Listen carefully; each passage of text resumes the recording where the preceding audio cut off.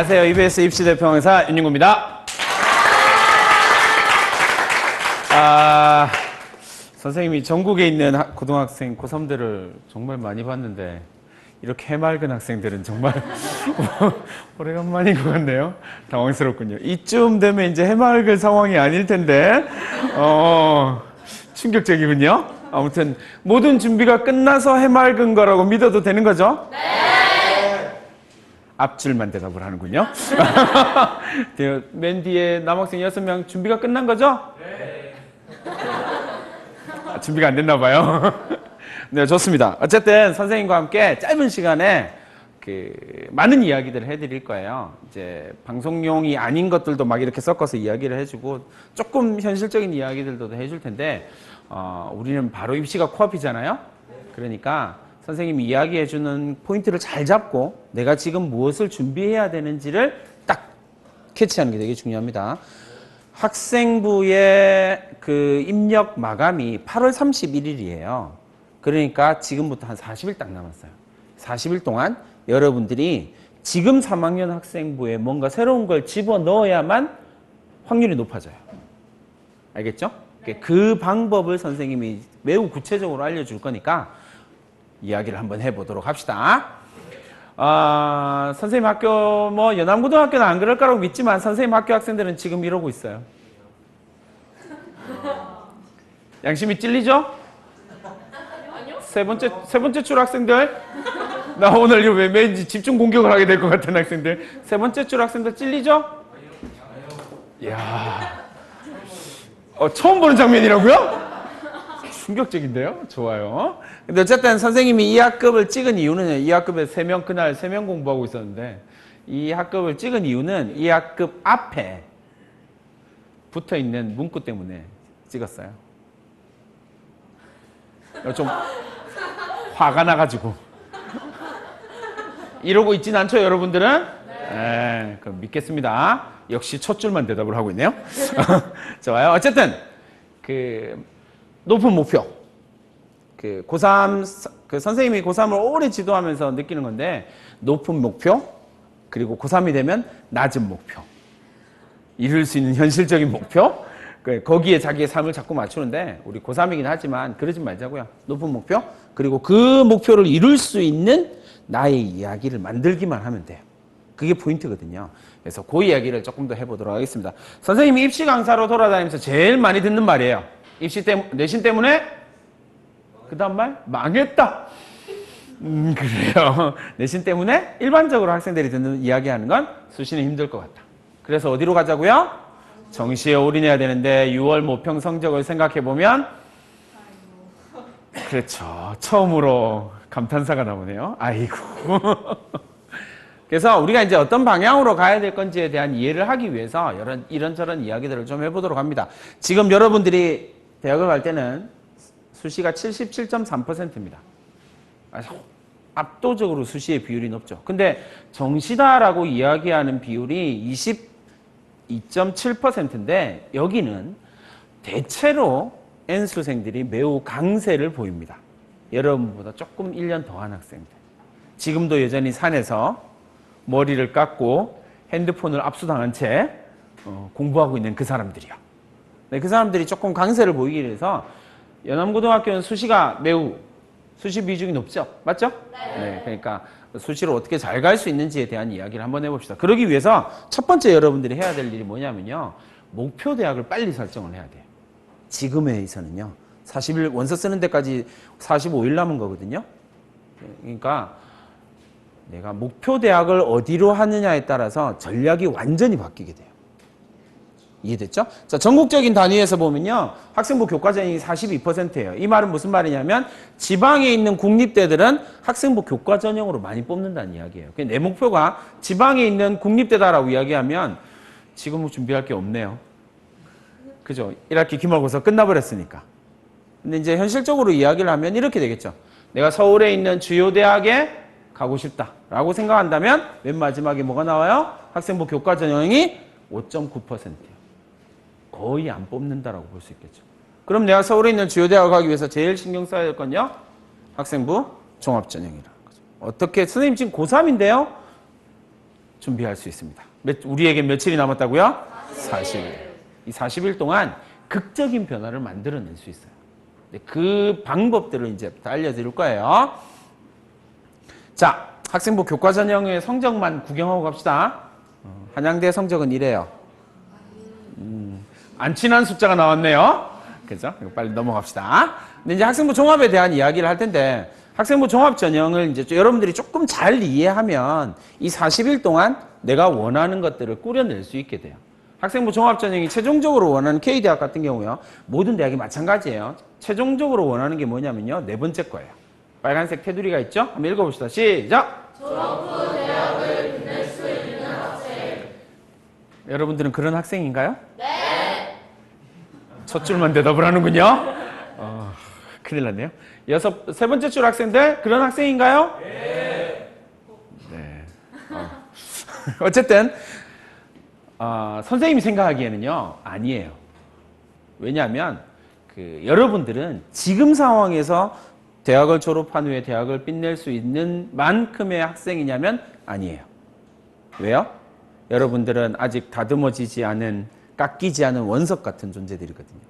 그러니까 우리가 포인트로 잡아야 될 건 대학은 이런 학생을 뽑고 싶어 해요. 근데 우리는 아직 준비가 안 됐잖아요.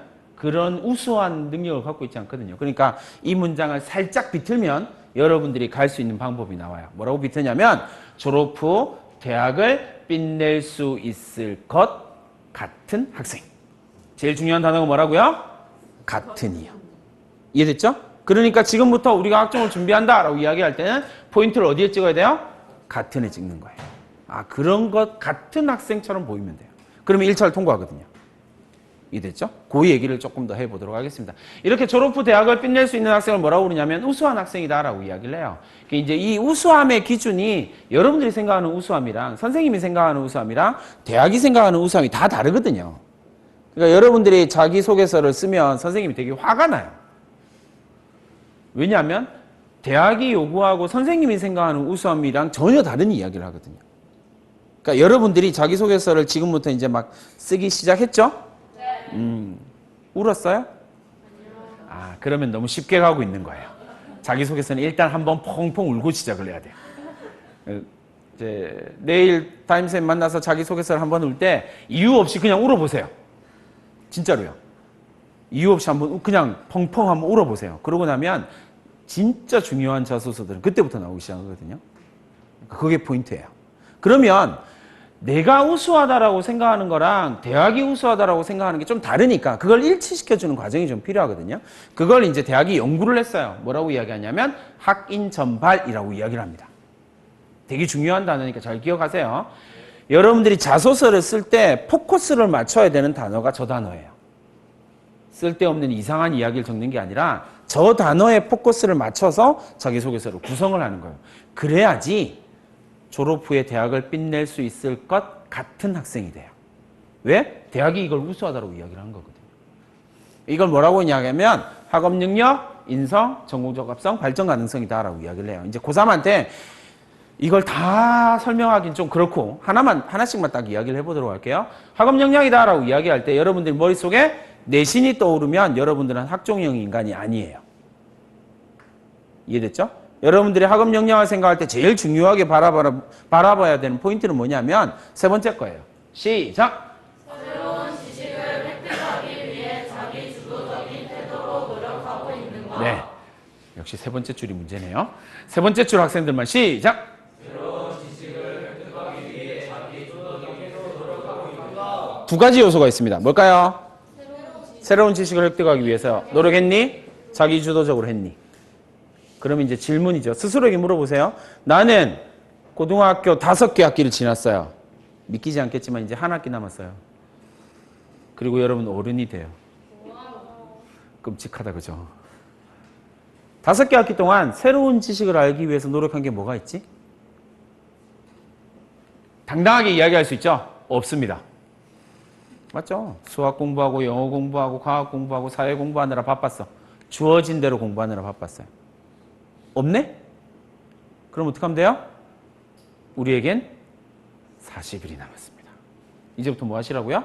내가 정말 궁금한 것 파고드세요. 이게 40일 동안 여러분들이 해야 될 일이에요. 그러고 난 다음에 그 내용이 학생부에 기록되면 돼요. 이렇게 선생님과 만나서 뒤늦게 3학년 1학기 학생부를 꾸려서 좋은 대학 많이 가거든요. 왜냐하면 대학의 입장에서는요. 고등학생들이 어느 시점에 변화하는지는 별로 중요하지 않아요. 1학년 1학기 때 운 좋게 변화할 수도 있고요. 3학년 1학기 때 변화할 수 있어요. 포인트, 대학이 보려고 하는 포인트는 뭐냐면 변했냐, 변하지 않았냐예요. 이해됐죠? 그러니까 40일 동안 여러분들이 변했다라는 사실을 보여줄 수 있는 학생부를 꾸려주면 돼요. 그러니까 2학년 2학기 학생부랑 3학년 1학기 학생부가 완전히 모양이 달라지기만 하면 돼요. 그걸 여러분들이 지금부터 만들면 돼요. 두 번째 이제 인성에 대한 이야기인데요. 이 인성은 여러분들이 그냥 쉽게 이렇게 선생님 항상 물어봐요. 인성하면 제일 먼저 뭐가 떠올라요? 착한 거예요. 질문. 착하면 대학은 뽑아준다? 안 뽑아준다? 안 뽑아줘요. 그럼 인성이 뭔데? 인생은 여러분들이 생각하는 것처럼 착하고 정직하고 바르고 성실하고 청소 잘하고 그런 게 인성이 아니에요. 그건 인간성이죠. 휴머니티의 개념이죠. 대학에서 이야기하는 인성이다. 평가지표로서의 인성은 뭐냐면 퍼스널리티를 이야기를 해요. 너의 특성이 뭐냐고요. 그럼 학생부를 통해서 내가 보여줘야 할 건 뭐라고요? 전 정직하게 살았는데요, 선생님. 증명할 방법이 없어요. 그러니까 증명할 방법이 없으면 이건 평가할 수 없거든요. 이해됐죠? 나의 특성이 뭐냐. 여기에 포커스가 있는 거예요.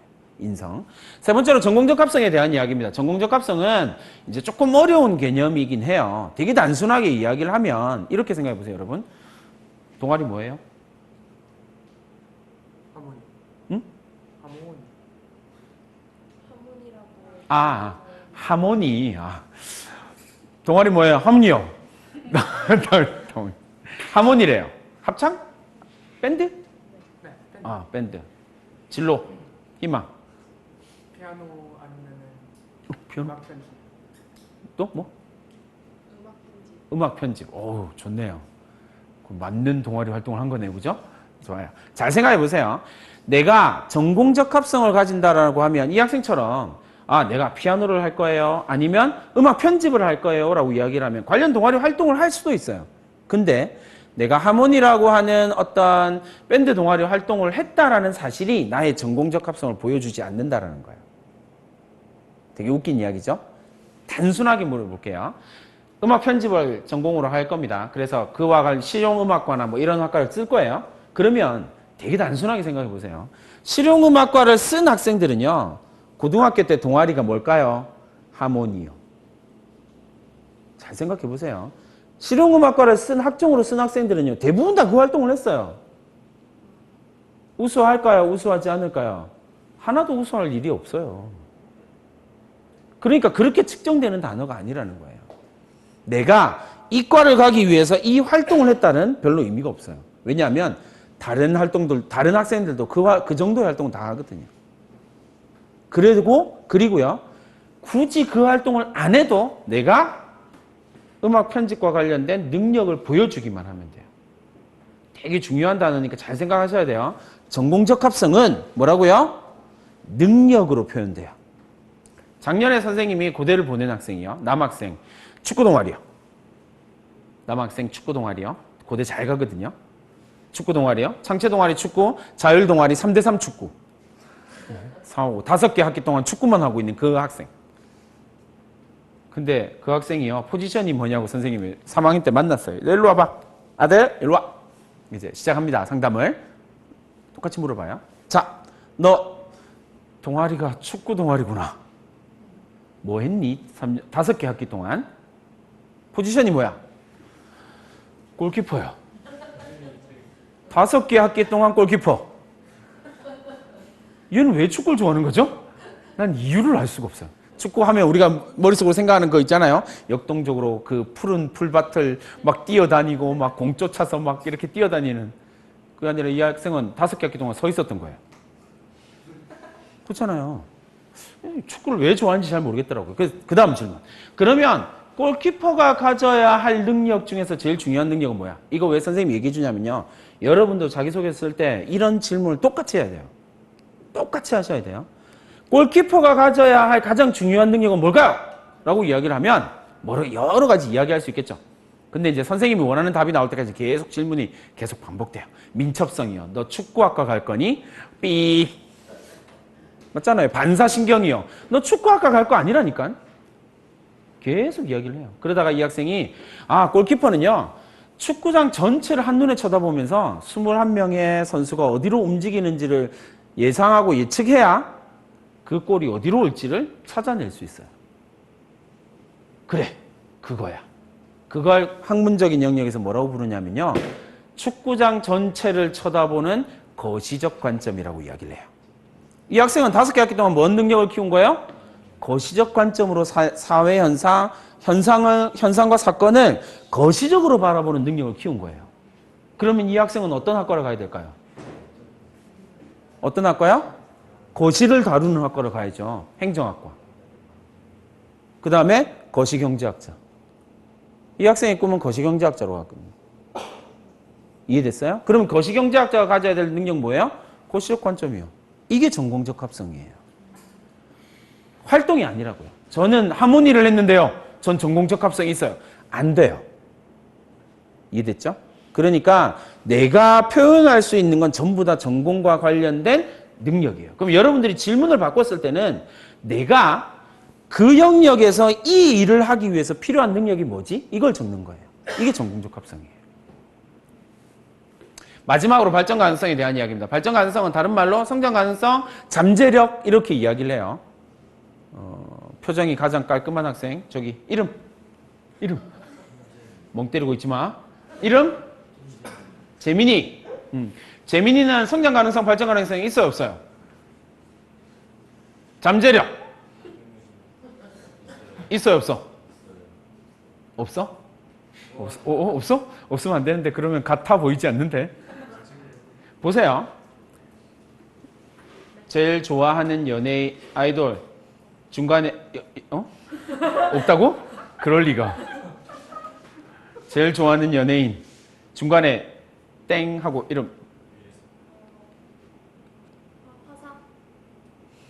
누군지 모르겠다. 어쨌든 선생님이요. 요 근래에 되게 유행하는 그 아이돌 남자, 그 남자보다 되게 잘생겼어요. 이런 비웃음은 뭐지? 그렇게 이야기를 했을 때 사람들은 선생님 말을 들을까요, 안 들을까요? 대체로 여러분들과 비슷한 반응을 보이죠. 웃기고 있네. 막 이렇게 얘기죠. 왜요? 얼굴이 진 거잖아요. 이해됐어요? 내가 성장 가능성이 있다, 발전 가능성이 있다라는 말은 누구나 할 수 있어요. 선생님요, 앞으로 키가 조금 더 커서 190이 될 거예요. 누구나 말할 수 있어요. 근데 포인트는 뭐예요? 어떻게 증명할 거냐고요. 자고 나면 1cm씩 크고 있는데요? 그럼 증명이 된 거지. 내가 성장 가능성이 있다, 발전 가능성이 있다라는 것은 철저한 증명을 통해서만 보여줄 수 있는 거예요. 그 증명은 어디에 있어? 학생부예요. 학생부에 그것이 증명되면 내가 잠재력이 있는 거예요. 이걸 잘 생각하셔야 돼요. 그러니까 무턱대고 발전 가능성을 이야기를 하는 건 매우 위험한 방법이에요. 여러분들이 학생부를 천천히 쳐다보면서 잠재력이 있다. 예를 들어서 여러분들이 이 학인 전발이라고 하는 4가지 능력 중에서 한두 가지를 집어서 이제 자소기 속에서 쓰는 거거든요.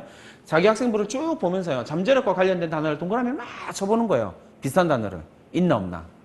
없으면 발전 가능성은 접어야 돼요. 이렇게 하는 거예요. 학인 전발을 전부 다 이렇게 해보는 거예요.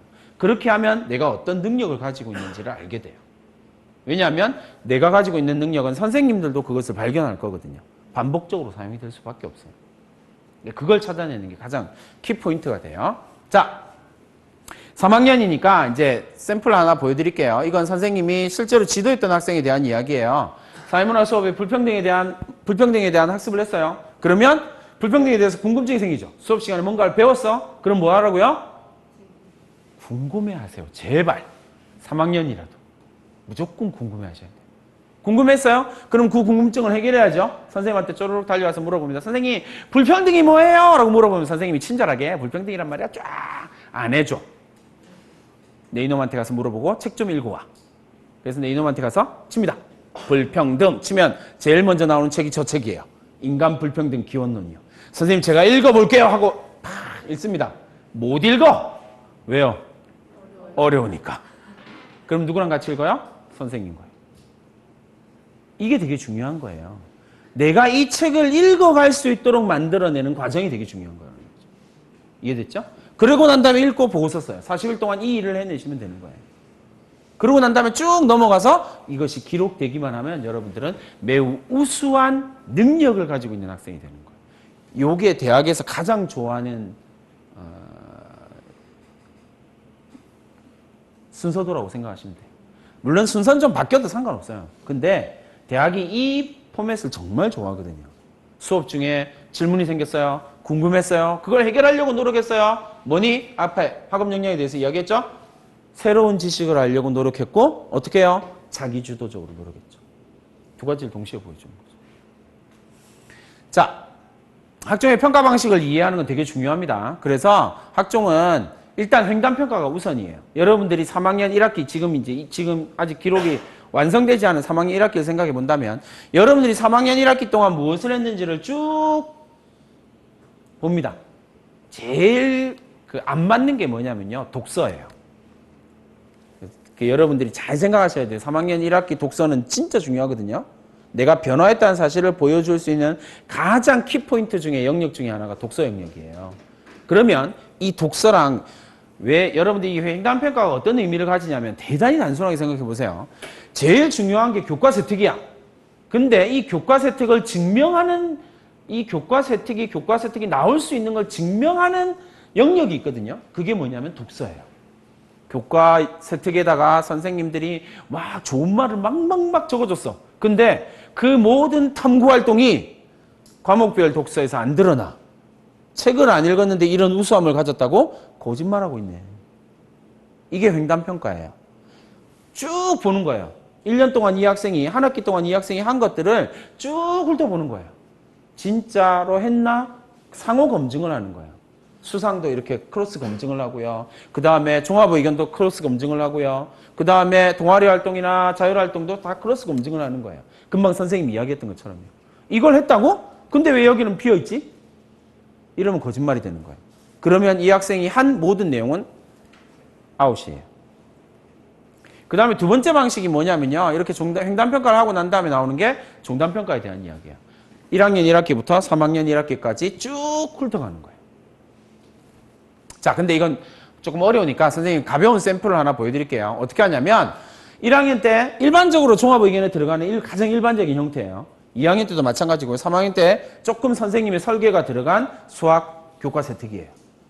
어떻게 하냐면 선생님 자기소개서 씁니다. 이 학생이. 선생님 저는 창의력이 있습니다.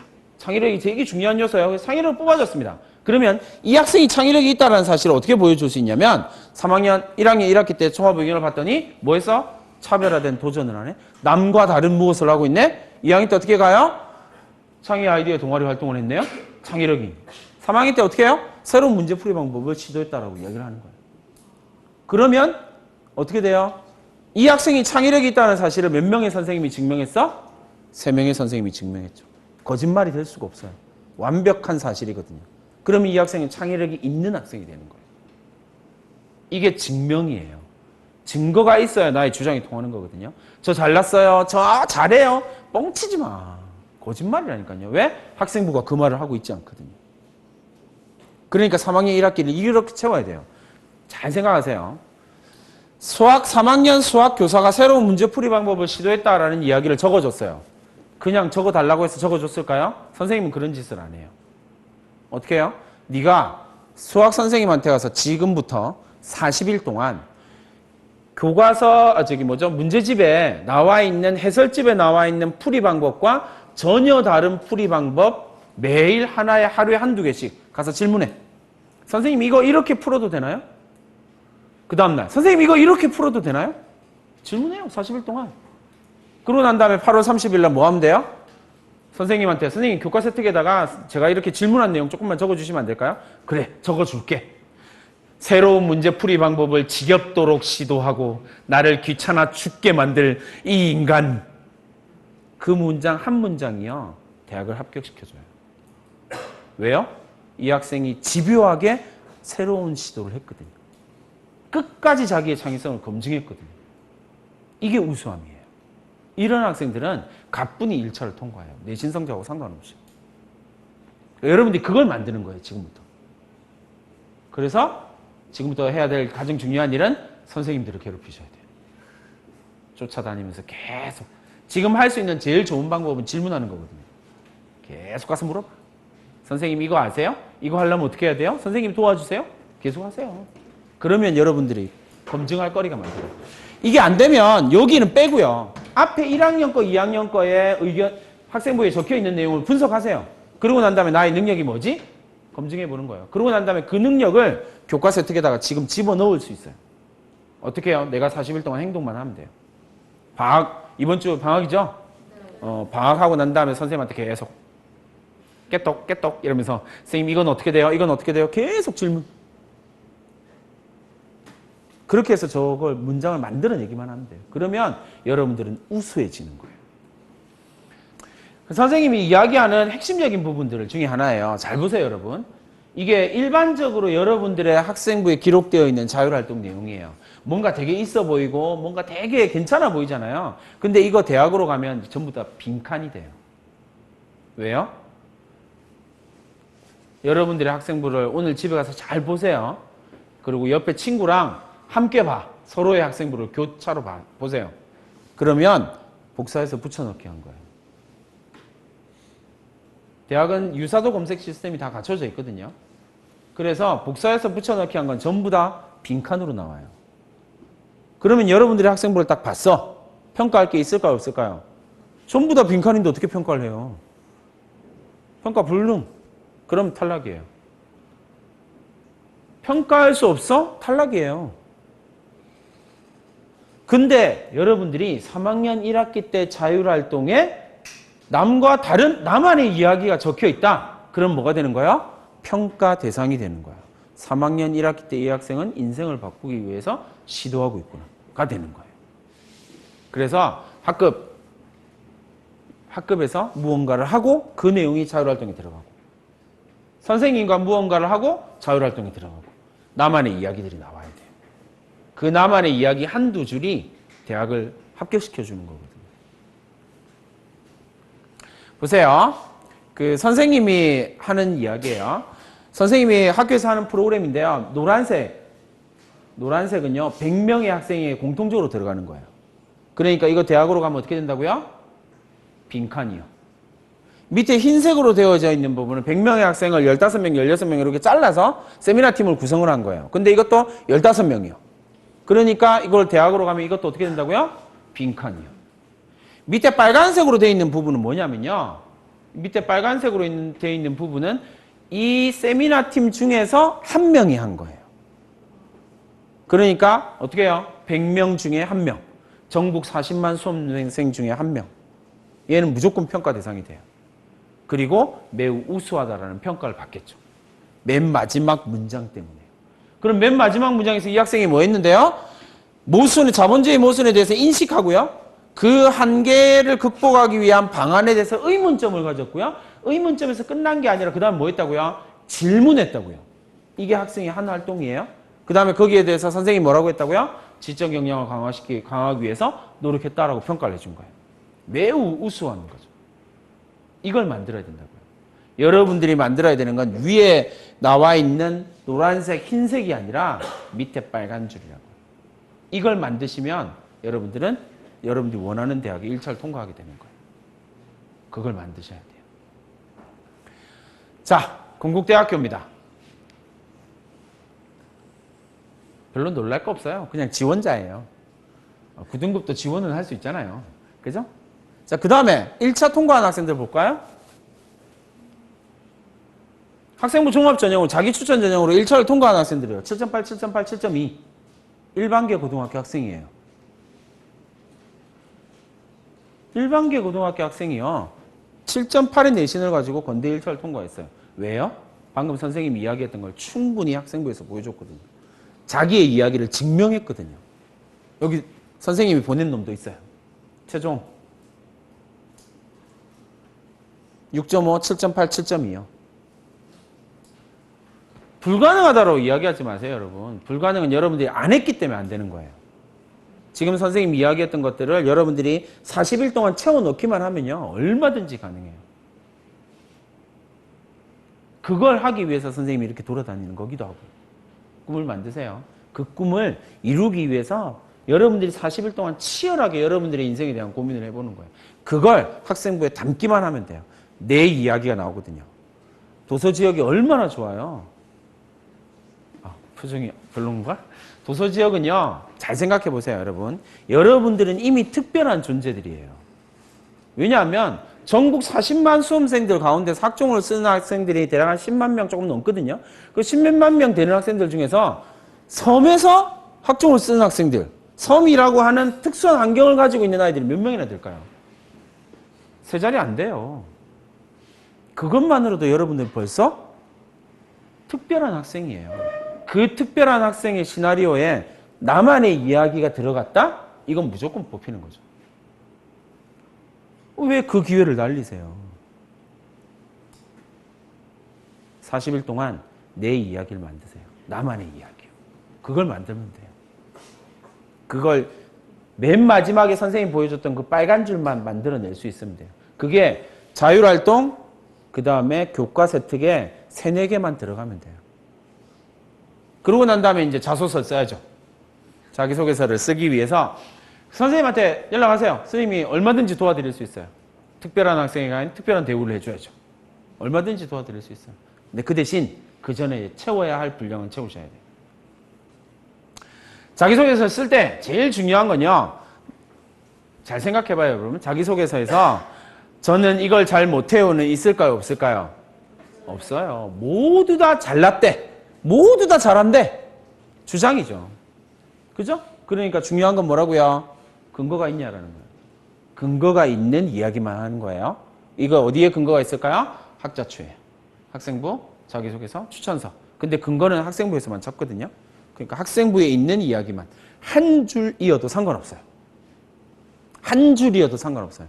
그것과 관련된 우수함을 한 줄 기록되어 있어도 상관없으니까 그걸 통해서 나의 능력을 주장하는 거예요. 이게 되게 중요한 겁니다. 5가지 능력이다라고 이야기를 하는 건 뭐냐면요.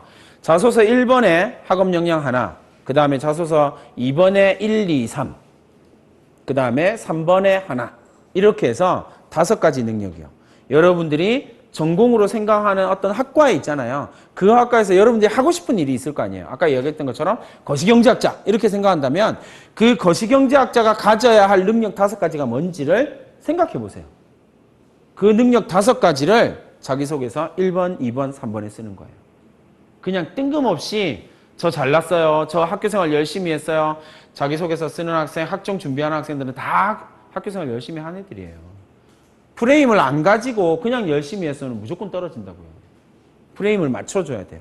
뭐요? 나는 거시경제학자가 가져야 될 능력이 이거라고 생각합니다. 그런데 이 능력을 내가 보여주기 위해서 이런 활동했고 이런 거 했고 이런 거 했다는 거예요. 이렇게 나가줘야 된다고요. 그러면 자기소개서는 성공을 해요. 맨 마지막 구슬이 서말이라도 꿰어야 해요. 이 꿰는 과정이 필요하다고요. 뜬금없이 잘났다가 아니라 5가지의 능력, 5가지의 특성, 5가지의 퍼스널리티를 하나의 주장으로 묶어낼 수 있어야 돼요. 그러려면 그 묶어진 능력에서 출발해서 5가지를 뽑아내는 게 중요한 거거든요. 그걸 여러분들이 지금부터 쓰시면 돼요. 철저하게 학생부 베이스로. 이렇게 생각하시면 되겠습니다.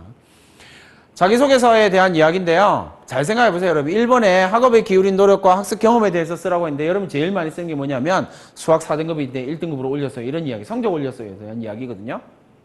대학이 제일 싫어하는 거예요. 이건 의미 없는 TMI예요. 왜요? 여러분 성적 올린 거 어디 나와 있을까요? 학생부에 나와 있어요. 그걸 뭐하러요? 의미 없는 행동하지 마시라고요. 그렇죠? 그 다음에 그래서 1번에서 보여줘야 될 제일 중요한 건요. 지적 호기심과 변화와 성장이에요. 왜냐하면 학업 역량이거든요. 지적 호기심이 반드시 들어가야 돼요. 내가 궁금해한 것, 그 궁금함을 내가 파고 들어갔던 것.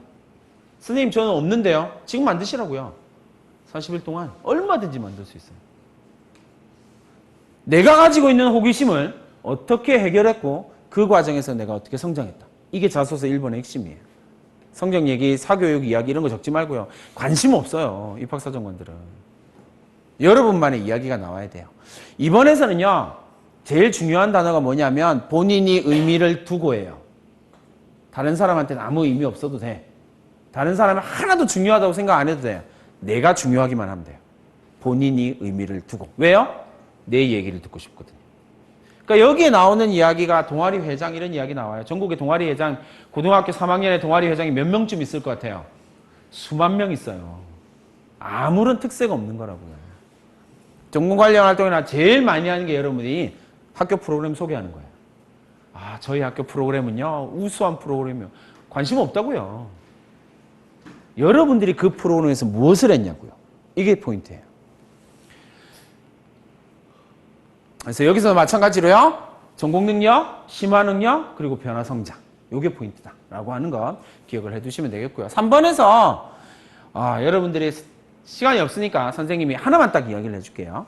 3번에서요. 배려, 나눔, 협력, 갈등 관리라고 나왔잖아요. 뭐가 제일 중요할까요? 3번에서 배려, 나눔, 협력, 갈등 관리. 하나도 안 중요해요. 왜요, 여러분? 되게 단순하게 생각해 보세요. 10만 명 정도의 학생들이 학생부 종합전형을 쓴다. 그 학생들이 3번에다 뭐 쓸까요? 배려, 나눔, 협력, 갈등 관리. 단순 나누기를 하면 하나당 2만 5천 가지 이야기가 나와요. 입학사정관이 재미있을까요? 없을까요? 없어요. 제발 쓰지 마세요. 그럼 선생님 도대체 뭘 쓰는데요? 등.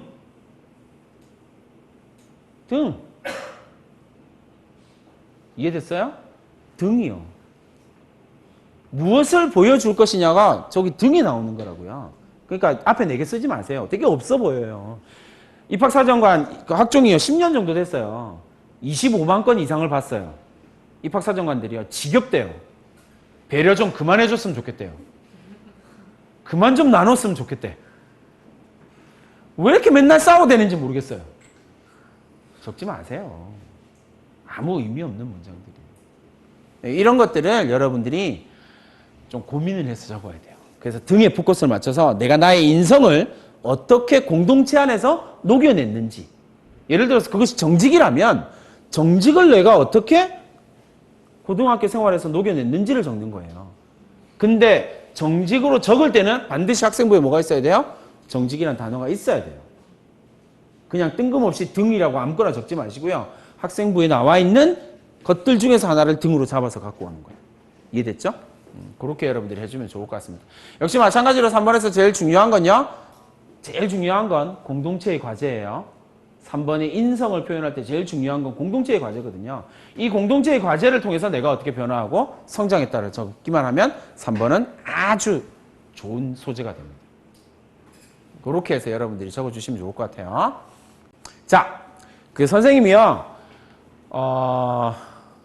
돌멩이를 표현하는 라틴어 단어를 2개를 보여줬어요. 첫 번째는 페트라라고 하는 단어고요. 두 번째는 스칸달룸이라고 하는 단어예요. 돌멩이는요. 라틴어로 페트라이기도 하고 스칸달룸이기도 한데 페트라는 우리나라 말로 번역하면 반석이라고 하는 단어예요. 딛고 올라가는 돌. 스칸달룸은요. 영어의 스캔들의 어원이 되는 단어거든요. 걸려 넘어지는 돌이요. 여러분들을 둘러싸고 있는 모든 환경과 상황과 사람들이 여러분들한테 스캔달룸들이 될 수도 있고요. 페트라가 될 수도 있어요. 질문. 그걸 선택하는 건 누굴까요? 여러분이에요. 그게 인생의 비밀이에요, 여러분. 그 환경과 상황과 사람을 탓하기 전에 내가 그 환경과 사람과 상황을 페트라로 만들기로 작정한 사람에게는요. 모든 것들이 페트라가 돼요. 그러나 내가 그걸 스칸달룸으로 만들겠다라고 작정하는 모든 사람에게는요. 어떠한 유리한 조건도 스칸달룸이 돼요. 걸려 넘어지게 된다는 거죠. 영암고등학교 학생 모든 고3들이 이 상황, 이 조건, 이 환경을 통해서 딛고 올라가는 그런 멋진 학생들이 되었으면 좋겠습니다. 인윤구였습니다.